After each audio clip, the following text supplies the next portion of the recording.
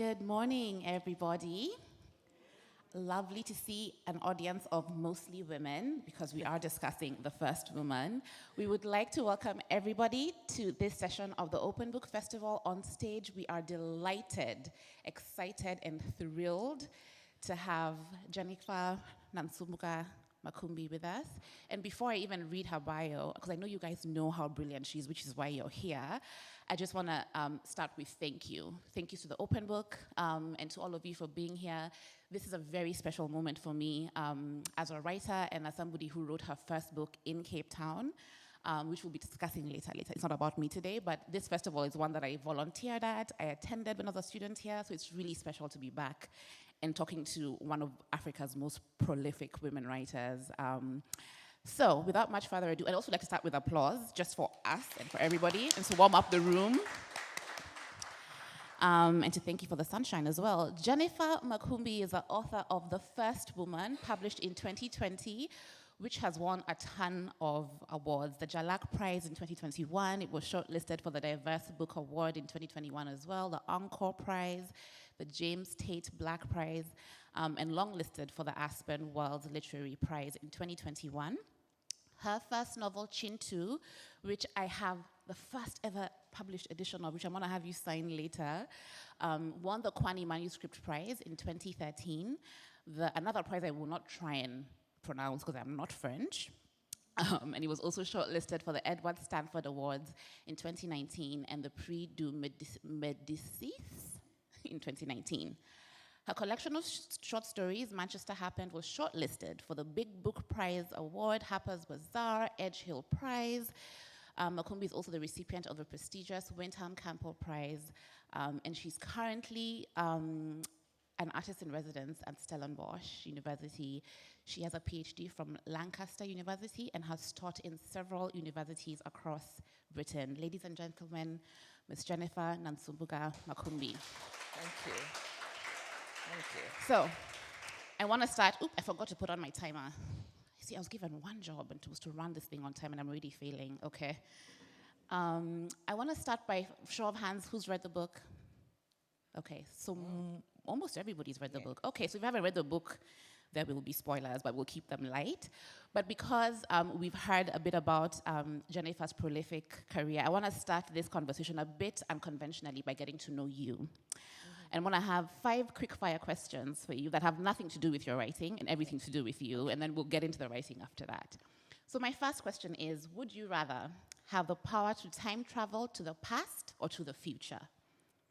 The past. The definitely. past. I knew you'd say that because it's evident in your writing. Would you rather live in a world without technology or a world without art? Oh, definitely technology. Me too. Me too. These phones are tethering us. Would you rather have unlimited money but no true love, or have true love but struggle financially?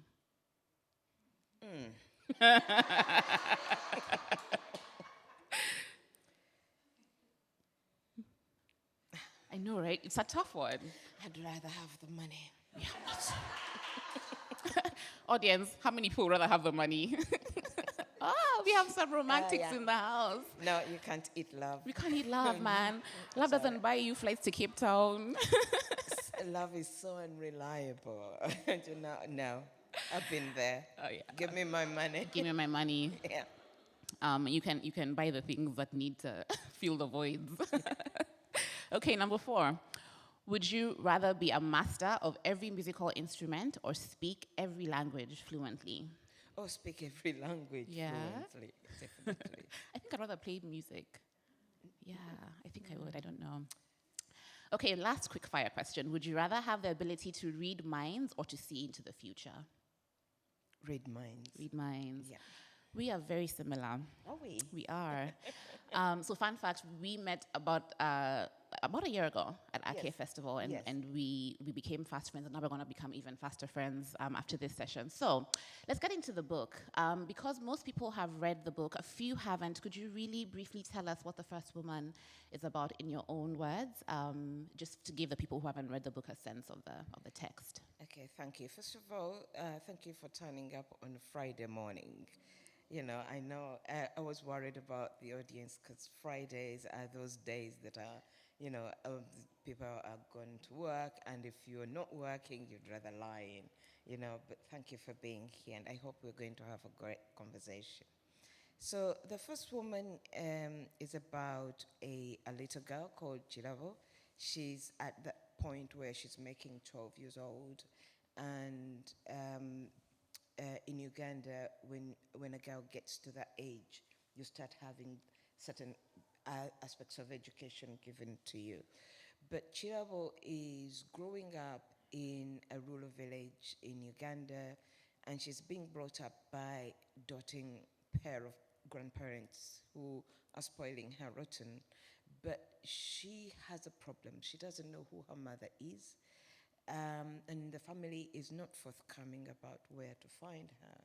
But at the same time, she feels like the more she grows, that there are two of her in the body, but the older she gets, the less space there is for the two of those two cells, and therefore one flies out, and she thinks perhaps something is wrong with her.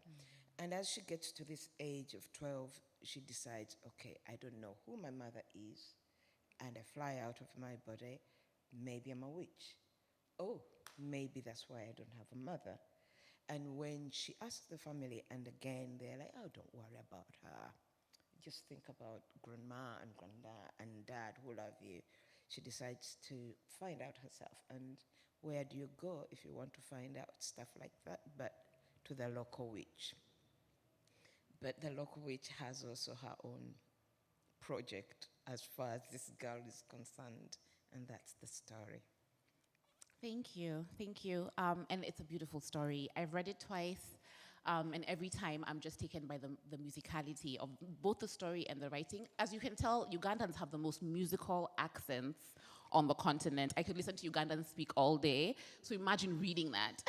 In fact, I know we said we wouldn't read from the book, but if you have time, I might borrow a copy and have you read, just so you can listen to the lyricism of this. Oh my God, I didn't know. I thought it was Lingala. But if you say it's us, I definitely think it's Ugandans. Okay, so I know from my research that there's a version of this book that sits on a floppy disk somewhere, which speaks to how long it took to write this book. I'm sure everybody here knows what a floppy disk is, right? So that's how long the first woman took to write. And I want to start there. Could you please take us on the journey of writing this book? Why did it take so long? What did the process teach you about yourself, about the industry? Because books teach us things every time we write them. And how did it enlighten you? Take us on that journey. Okay, but we're going to go back to those questions because I'm going to forget. Okay. So, how long did it take me? How long? Yeah. To be fair, please don't gasp. Okay. I started the book in 1998. Gasp. I told you not to gasp. So I started it. Actually, I was a teacher of English in Uganda, and students were doing an exam, and I was, the teacher who's watching, but they were doing English. Nobody's going to copy anyone. I got bored with it, and I started scribbling, writing, and I couldn't stop. I went back home and wrote, and for a whole week, and I was writing with a pencil. I kept on writing, and I got a scab, on the finger. But when I ran out of material, I put it down and read back, and it was utter drivel. And I thought, why did I think I could write? So I threw it away under the bed. And a friend of mine, very close, saw me writing it.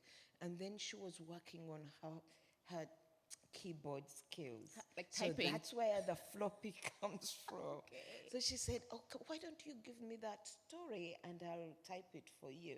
I said, well, you can type it, but I don't want it. So she typed it, and then she came back and said, oh my God, can you write some more, at least for me? So I thought, maybe it's good. And then I went back and wrote for another week, and I wrote so much, and she typed it. But after some time, we were talking, and I said to her, okay, she was teaching geography. I was teaching English and literature. And I asked her, okay, which books did you enjoy most when you're reading? She said, Animal Farm. And Animal Farm is one of my favorites as well. And I said, okay. No, then she said, that's the one about Napoleon. I said, yeah, yeah, yeah. And she said, and the French Revolution. Because I did French, European history as well. As I thought, ma, this is the person who's just told me that my writing is good. I just throw it away. So I stopped writing then, because you can't trust someone who conflates Napoleon, the French, and Anyway, then she went to the UK to study, and she saw a university advertising creative writing. And we Africans. Yeah. She walked in and said to the lecturer, "Oh, my sister is a good writer. You should invite her." Wow. And so they said, "What is your sister's name?" And she gave, "We have different names," but she was insisting. And so the lecturer wrote to me and said, would you like? And so by then I had even forgotten where the floppy disk was. And I was writing my diary in verse form. You can't write your diary like normal people, So I kept on thinking, okay, what do I send? The poetry the diary that is in poetry form, or so he wrote like 3 times and I was ignoring it. And then eventually I got the floppy disk. I printed off some copies and started editing out, and then sent him the first 3 chapters. Okay. And I also sent him some poetry. He wrote back, he said, "Stay away from poetry." And he said, "But we would like to give you a place to come and do creative writing." But I had heard all those stories about Africans going to the West and the things that happened to us. Yeah. And I was like, no, I don't like writing that much. But my friend would write to me, would send me the forms like 3 times. The 3rd time, it rained and it leaked and the forms got all soggy and I couldn't. Goodness. And then the lecturer rang me. Like, come. And I said, okay, I'm going to fill in the forms. And I did. But I remember the lecturer met me at the gate when I first arrived, and he said, "Oh, your sister has been," and I had forgotten that my friend lied. Your sisters. I said, "My sister? No, I don't have a sister in Britain." And she said, "But she's been coming." That friend. sister. Yeah. So that's how I went to Britain. And actually, I started with the first woman. Okay. Not Chintu. No, okay. So I did the first woman, and I finished it that was in 2001. I completed it in 2003. And my lecturer was like, "Jennifer, the world doesn't know what is going to hit it with this book." And we didn't. We are just preparing for the Booker Prize. I was like,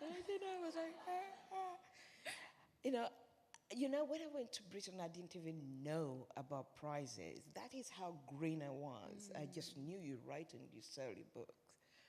And then we started sending it out to agents. And agents were like, no, thank you. No, thank you. And my problem was, at the time, they wanted books where you had one leg in Britain and one leg in Africa. Which of course turned out to be immigration writing later. And I didn't have that. But by then I had really fallen in love with writing. So I started my second book, which was Chintu. That was in 2003. So 2003, 2005, 2007, I kept writing. But every time I would go back, those 2004, I worked on The First Woman again. 2005, I went back to Chin. 2006, I went back to The First Woman. Now, when it was rejected in 2008, and I'm talking about The First Woman, I put it away and I carried on with Chintu. And again, it was rejected. I finished it. And they were like, but I was crazy enough to start a 3rd book. But then I gave up the PhD I was doing because I had to keep on renewing my visa in Britain studying. So I stayed in university. So later I changed from a critical PhD to half creative writing, half critical. So I did Chin 2 for the PhD. And 2012 I graduated. They rejected it in the West. I sent it to Kenya. They thought it was Amazing. wonderful. I won the Kwani Prize. and the part of the prize was to publish it. But the great thing was that they gave me one of the best editors in Britain, who is Ella Wakatama, a British Zimbabwean. And that was far more important to me than the prize. So she edited it, and she was a butcher. I mean, she took a machete to my book. And I thought, who do you think you were? I've been working on this. But she really did a fantastic job with it. And then it came out in Kenya. And Kenyans and Ugandans and Nigerians started to talk about it, you know, and it acquired a life of its own in Africa. And I started to realize that I'm so lucky that this book has found home in Africa first. Yes. You know, and then it traveled to America. And then I found a small, tiny publisher in America who published it. But then when it came out, it got a starred review from weekly publishers. Now, this is big deal in the US. The following day, and I swear to you, the following day, 4 publishers, all who had rejected my book, wrote to me, to my email, can we have a look at that book? Now, of course, I had to choose who. I went with a publisher who had published Marlon James's, because I could see what she had done with that book, and I thought she would do the same.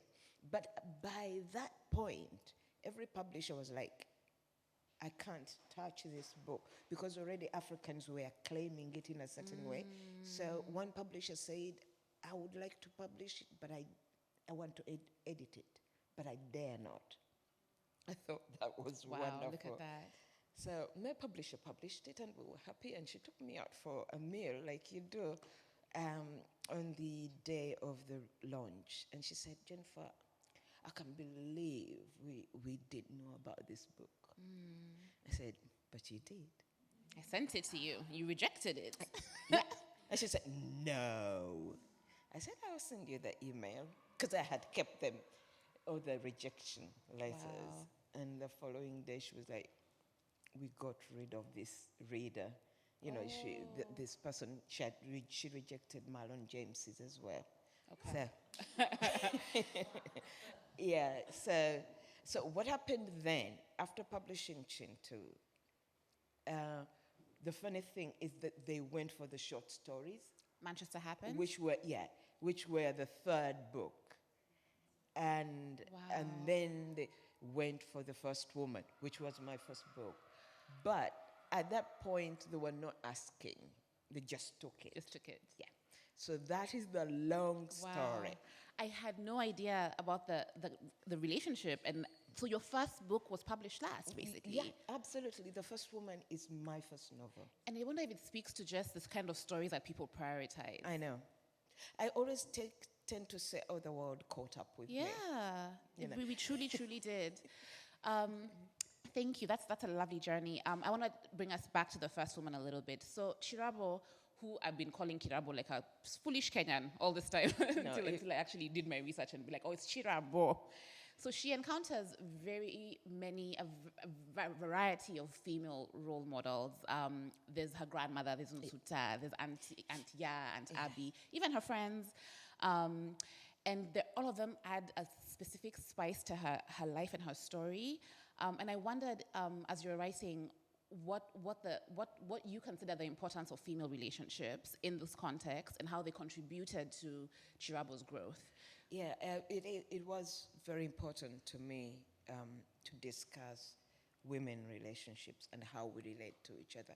In Uganda, in my culture, we have a saying that nobody loves a woman the way another woman loves a woman, because we truly understand ourselves, you know.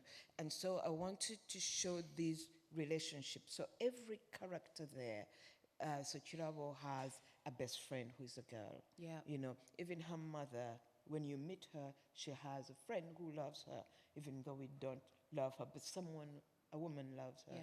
And so you have grandmother and Insota. They love each other. But I also wanted to discuss how these friendship cohere and fall apart, and how then we nourish each other, but sometimes we just don't realize how important these relationships are. Yeah. And probably you only realize as you get older that there's you people wonderfully say that you don't choose your family, Yeah. but you choose your friend. friend. And with women, we choose our friends. Yep. And they're those friends that have walked with you all your life, you know, that you don't have to talk to in 6 months, and they don't wonder, they know you're there. Yeah. Even. So I wanted to discuss that. But how, again, and whenever male presence comes into those relationships, how sometimes they fracture them. And we don't realize, you know, that this male presence has fractured what we had before, and that we are losing something, because a lot of us, you know, you find someone, you get married, you adhere around that unit, Yeah. and you shed off. But often then we return much later. You know, Well, I was just, temporarily insane. What was I thinking? but I'm back. I'm you know. back.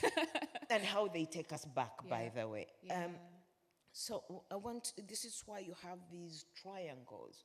You have Nsota and grandmother. And grandmother. And then you have grandfather there, you know. Yeah. Oh my gosh. And they're all wonderful people. Yeah. But I'm just asking you, look at these two women Yeah. where this man is concerned. And then you have Chirabo and Jiwa.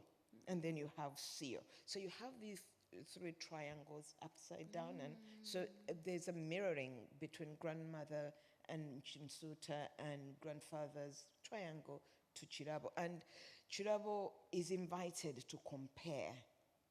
See what happened to grandma, and you're doing the same thing, you know. So, but also, I'm inviting women to say, where women come from oppressed societies, sometimes we don't realize how we treat each other. Because the patriarchy that is oppressive is right up there, and we can't reach to punch back when the pressure is too much. We tend to reach out to the people next to us. Yeah. And because you can't help it, you need to let off some of the steam. So it's the women that are closest to you. So when I was growing up, a woman would find out that somebody is cheating with her husband. And I swear to you, husband is there, wife is there, rather girlfriend is there. Girlfriend doesn't even know about you, is not cheating on you. And the woman would go for the and the man is just sitting there watching, you know, being fought over. Yeah. But it's not because the woman is not angry at the man, but the man is untouchable. Not just because they are stronger, but because he is looking after you, he's the money, and it's her, you know. And we've internalized our sense of we're not good enough. So it's not just women. If you look in Britain, black little kids turn on black little kids. They kill each other more because, again, they've internalized something.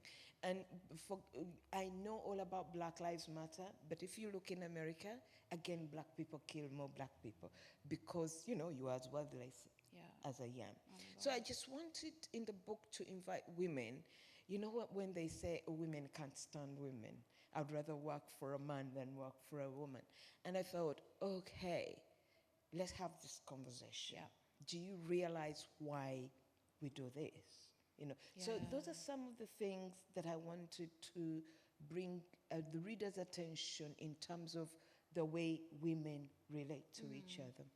And I think you did it beautifully because with all of these female characters, you got to show some of the old school thinking with grandmother and the more progressive one and the younger one and the aunties. Yes. And I know that we've prioritized stories where women are fighting and being in conflict with each other. Yes. But there's so much beauty to female relationships. I'm raised in a family of 4 girls and 1 boy. My sisters are my life. My mother is my life. I love my brother. Yeah. My father is the love of my life. But the women just get stuff done. Yeah. And there's so much richness to anything that I do when I include women. But I don't exclude men, because one thing you also do beautifully with grandfather's character, and I live for this character. A grandfather for me is somebody who really challenged me. Yes. Because my first book, before I wrote, the book I hoped to be writing when I was writing The Havoc of Choice was supposed to be my father's memoir. Yeah. I moved to Cape Town because my father passed away. I couldn't be in Kenya anymore. And this was the closest place to go that had a creative writing program. I'm like, Cape Town. So I came here to write about my father because when I was reading African writers, I read these men who are like patriarchal. They beat their wives. They're cheating on their wives. They're just not being the kind of fathers that I knew. Exactly. And I'm like, I'm not saying these guys don't exist, but there's such wonderful men out there who are raising their daughters, raising their sons, being good husbands, and I wanted to see that in writing, and I wanted to write my father's story. I wasn't ready. I still haven't written it. I think I need to learn and grieve a bit more. But I still think it's really important to tell these stories of the women who are not always perfect and the men who sometimes always are. And grandfather is one of those characters. With all of his mistakes and all of his complexities, he's just somebody who, at the core of who he was, really cares for the women in his life. And I wanted to ask you, who inspired the character of grandfather? Okay. Like you, I come from a background where my dad and my grandfather thought that, wow, the sun rose and fell on me, you know.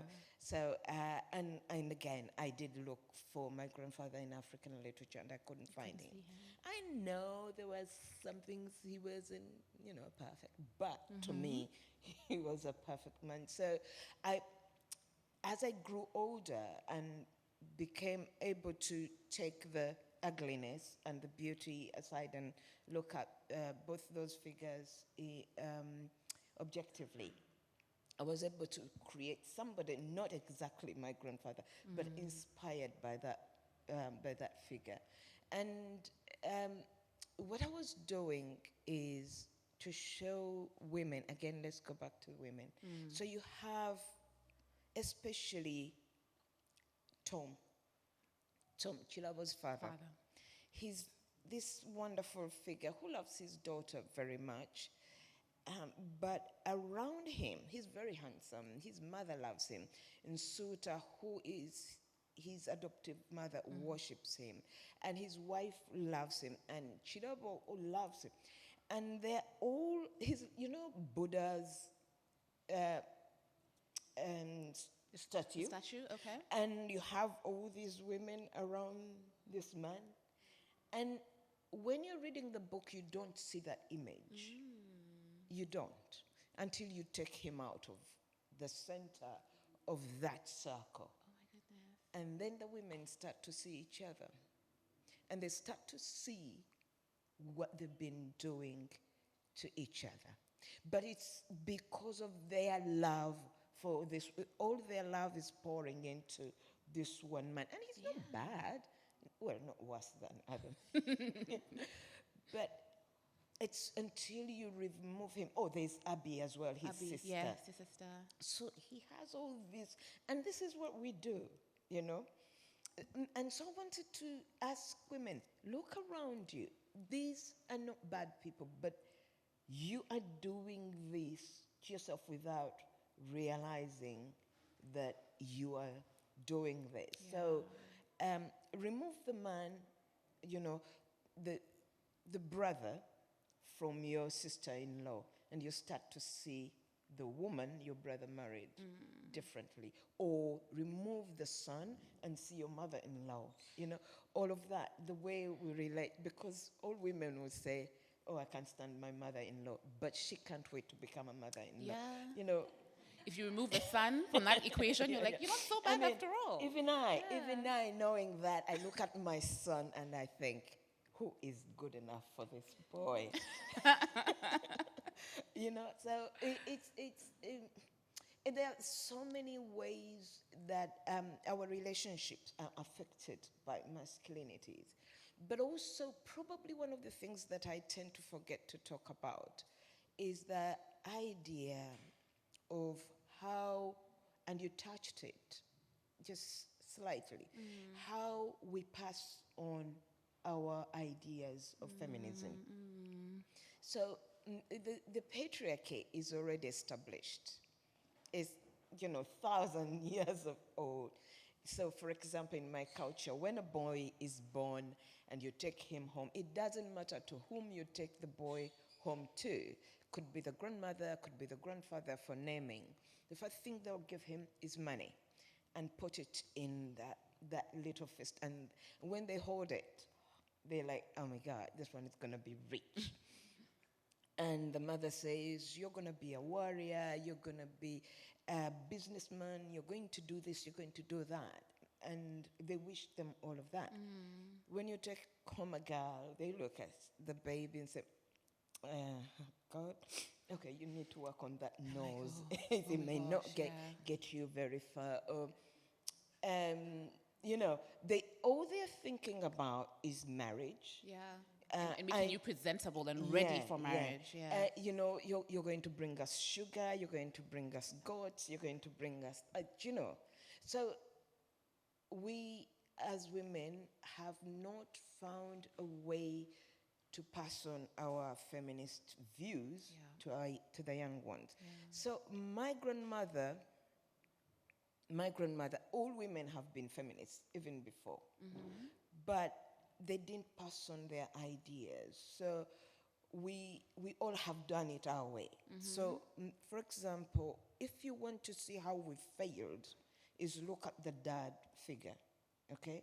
So my grandfather might have not been a very good husband, and my parents saw that, but he was a fantastic dad. Yeah. So they would say, my father was wonderful. He's just a wonderful man.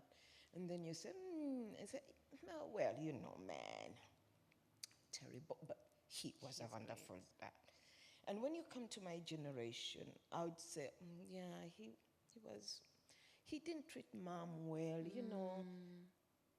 but I loved him. Yeah. Now, my daughter, my nieces, got the bastard cheated on mom, and mom stayed with him. Yeah.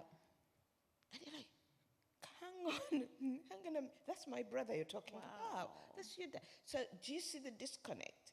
And in the book, I'm showing a grandmother who is a traditional feminist, passing on her views to the grandchild because she didn't pass them on to the daughter, and saying, you know what? Maybe the way mom did her feminism is not right with you, but you need a foundation that comes from way back, and in the way women dealt with men and the patriarchy, and we discard what is irrelevant, what has become redundant, but build on that so that we can have something that has a foundation in our culture. Yeah. Sorry, my answers are very long. No, but they're so loaded with such nuggets of them. Isn't she incredible? Round of applause, please. Thank you. But you are right. I think there's a call, an urgent call in your writing, in this book specifically, to adopt the version of feminism that works for us, right? Yes, absolutely. And what you said about this, the way that we treat infidelity is one small thing to look at, right? But across the generations, because I hear you, my nieces, they almost threw a party when their mom left her. They're like, finally. They're like, can we help you pack your bag so you can get out of here? And I think it's really beautiful to see that, yes, you must honor your elders and honor the institutions that have been there before you, but you need to update everything. We update our software every other time. We update our hairs and the way that we dress every single time. Why don't our values and cultures update as often as they do? And this book is a very urgent call to look at how we address feminism, what we label it as, and it's okay that changes every year. It's completely fine. It just means it's more relevant, right? And it's kind of fitting the need in the way that it has to. We've talked a lot about the characters. I'm going to ask one last question about the characters before we move on. But we've mentioned so many of the people who come alive in your book. Yes. Who was the most challenging or rewarding to write? Which of your characters, or challenging or rewarding, or challenging and rewarding at the same time? Okay. Often the characters I don't work hard at to create. They just suddenly, they are in your face and you're like, I didn't realize you're this important. So and Sota, she was peripheral, you know. It was grandfather, Chirabo, and grandmother.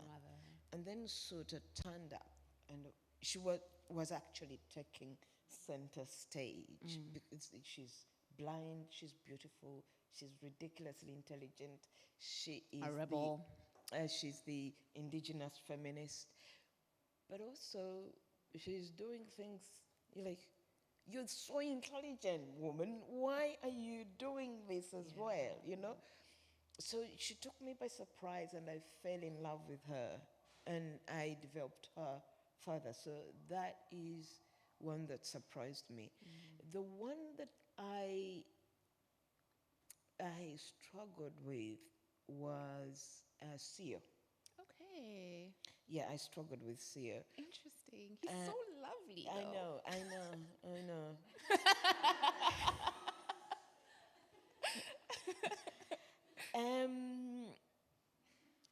One of the things that I would say that you won't believe is that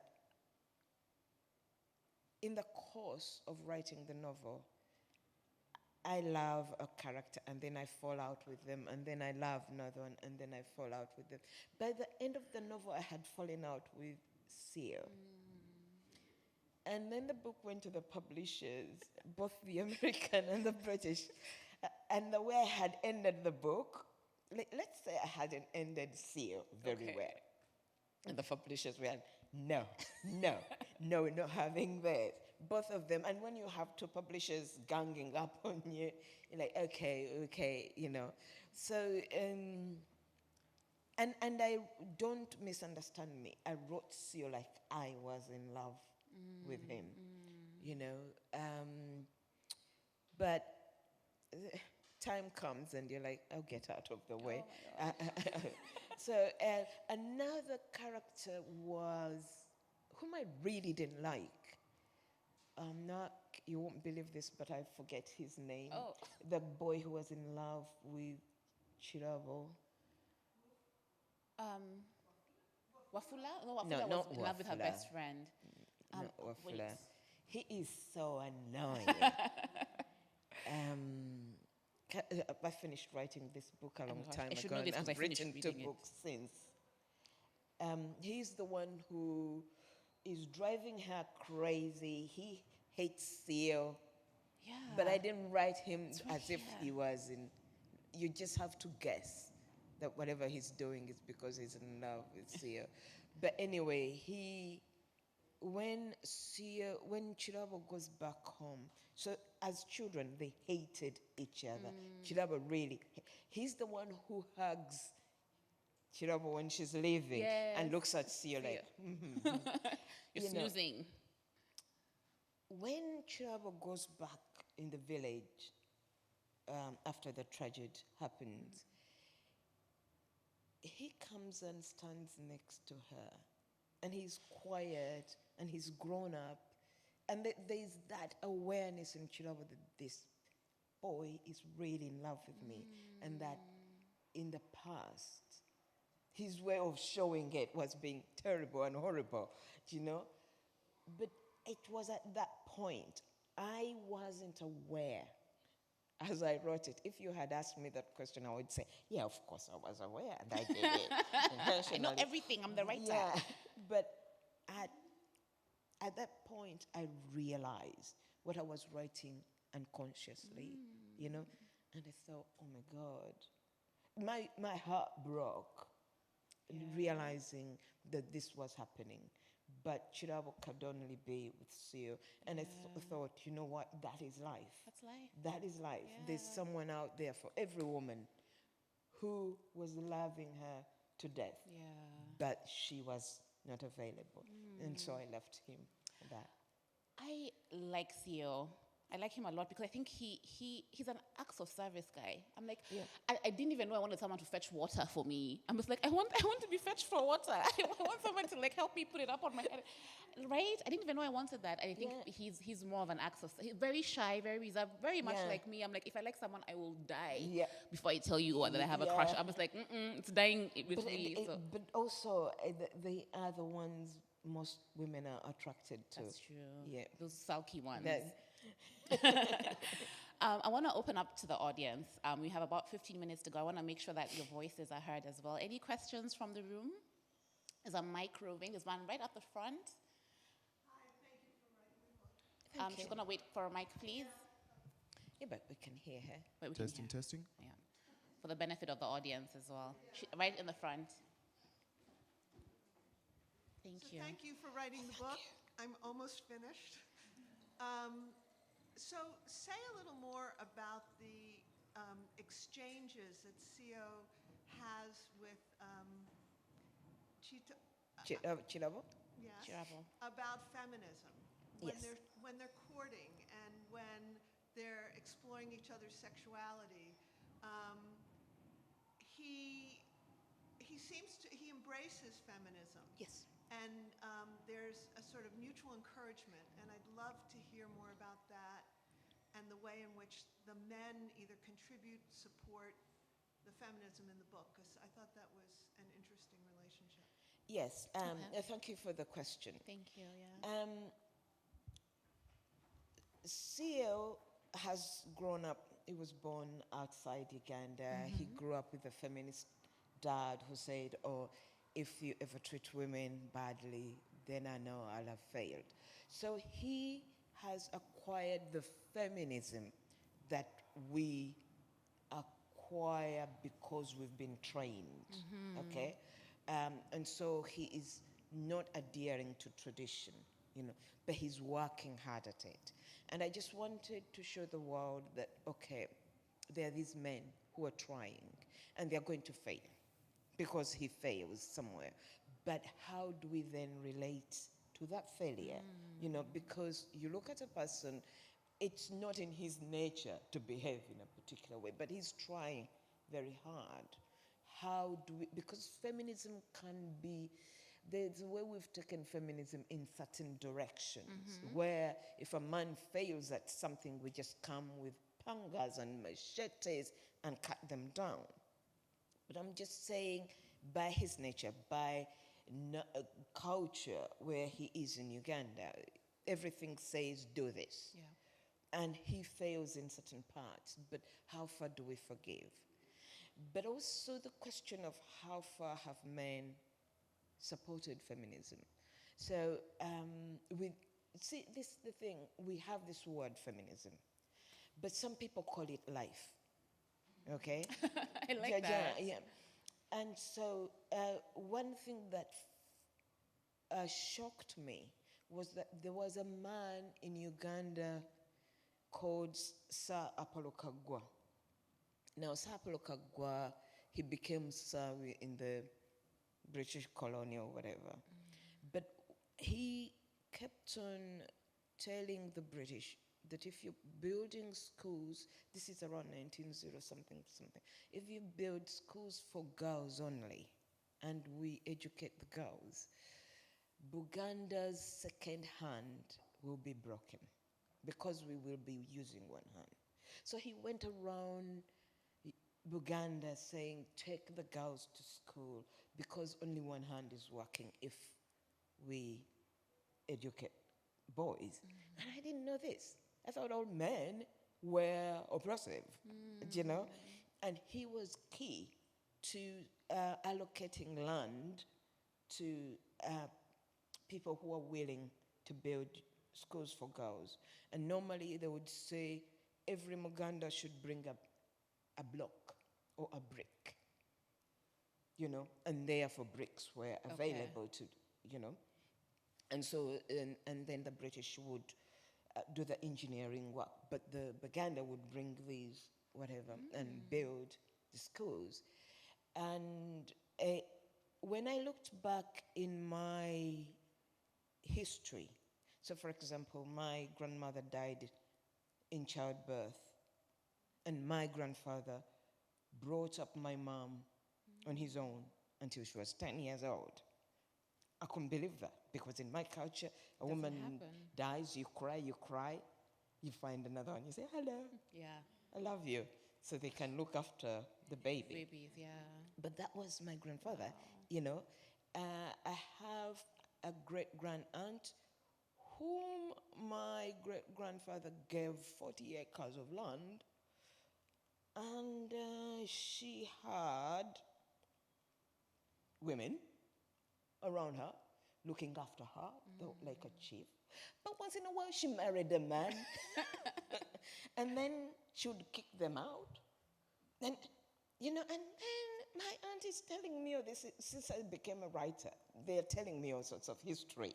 You know, they hope I would write it. Yeah. But I kept on saying, all this history that we know, that all women were oppressed before, they're not true.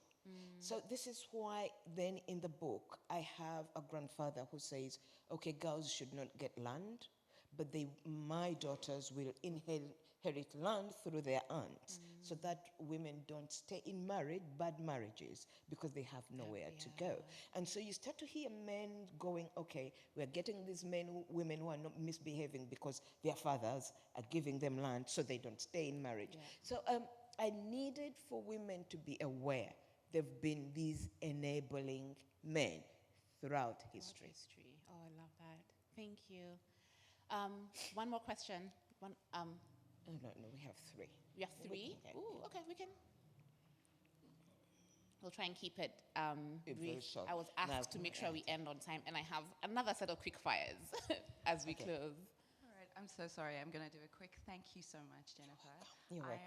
I am a Muganda raised in South Africa, so I Okay. haven't really been exposed to a lot of like our history and culture until I read your books. I started off with Chintu, then managed to happen, and the first woman.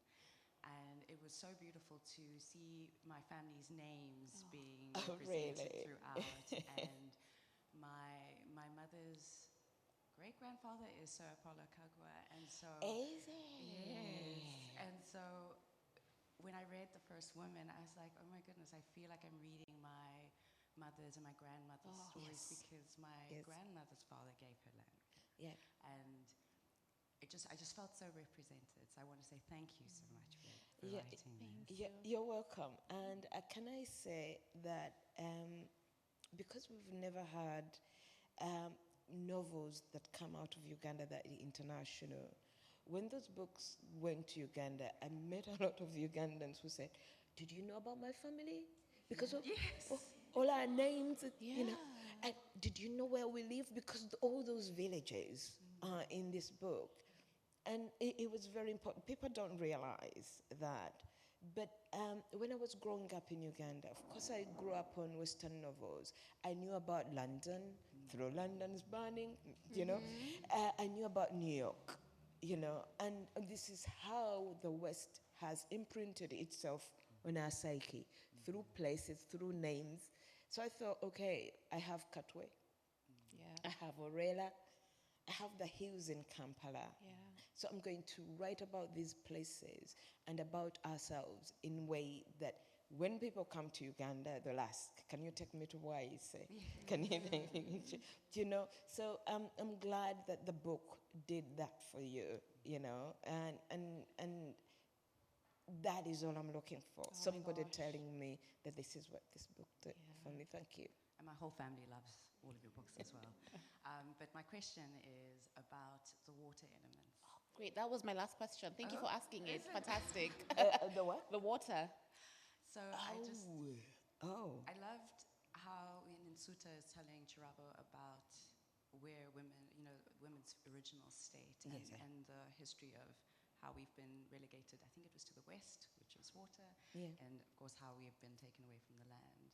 And then how it also connects to other stories told all over the world around sirens and mermaids, etc.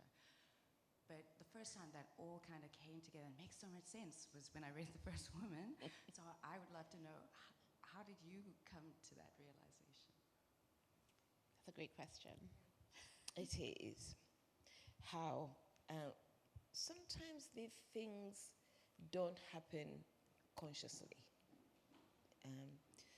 I've always been aware from being a little girl that as girls, we were excluded from land. And I kept on asking, where then did we come from if we're excluded from land? And I kept on seeing there's no other place, either land or water. Yeah. And once I saw the mermaids, and I saw all these images around me, I realized that either there or there. So it was not very difficult for me to go to place women in water.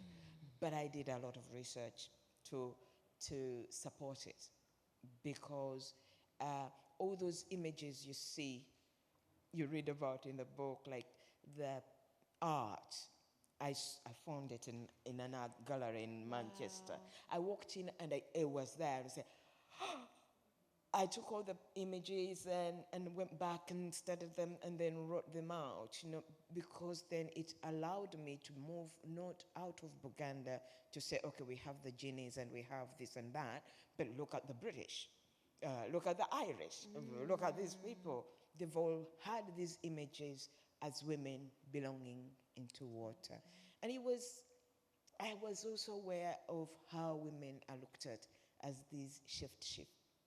Shapeshifters, yeah. Yeah, but also water, look at it, the shape there, and look at the shape it is on the sea or on the ground. So basically, it was very easy then to take it to psychoanalysis and how then that affects the way we are perceived and whatever. So there are so many elements to it. So there are things that I saw as a child and grew up with. There were things I did researching, and there are things that I don't know. Yeah, water is, I think, one of the strongest symbols you have in this book. Every time water came up, I'm like, oh, something's happening. It's going to happen, something's coming. And that's where that last scene comes 10 from. Page. So, that's how I wrapped it up. Stunning. Okay, we have 3 minutes. One person. I'm going to sacrifice my quick fire for the audience question, so we can take one final question. That gentleman? The gentleman? Yes, thank you for your thoughts and the way you phrase about gender questions. I find it very interesting and intriguing. I'm interested in how are you working with, when you are talking, I perceive what you're doing as storytelling. How are you working with the relationship between storytelling and language? The reason for my question is that I often think that language is the problem, or the way we use language also define how we can act and how we think, not only about gender but also about other issues. And you're telling a story about that there were a different perception of gender previously, and that has been kind of destroyed, and now we are in a hard stigma about what does it mean to be a woman, what does it mean to be a man. So I'm interested in what way are you working with language in your own mind to kind of maybe create a new language or to pick up an old vocabulary who can be more constructive, or however we can phrase it. Okay, thank you. That's a difficult question, how we work with language. Yeah.